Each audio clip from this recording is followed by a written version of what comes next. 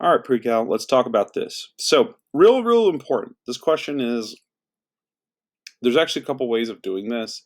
What I want to suggest, and what's always a great strategy initially, is as much as possible, get yourself to get the function by itself. In general, when you deal with math questions like this, you always want to try to get the function by itself as soon as possible.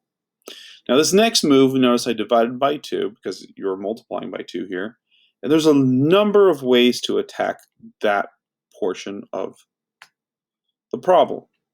Okay, I decided to do this because I said, hey, we're trying to get it by itself, but you could also take the 2 and raise it to a power. So that that's not the way I'm doing it is not the only way of doing it.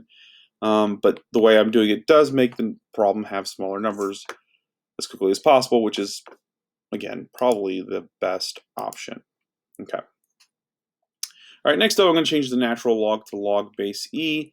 This is a step I like to do if we're uncomfortable with logs or if we just haven't seen them in a while.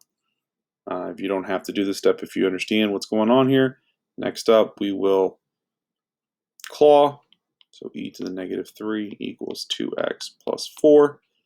And now we're going to solve for x. Now, here's where it gets interesting, because if we're not using a calculator here, we're just going to subtract 4 and then divide by 2.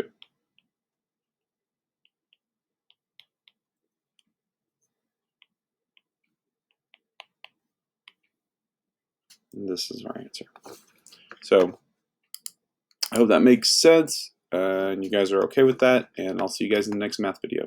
Also, I guess one last thing I want to say is that obviously on a test, you're not given an answer key, so you have to make sure you're reading very carefully. It says find the exact solution, which means you want it in terms of e, not in terms of rounding it. So keep that in mind when you're taking the test. Know what you're looking for.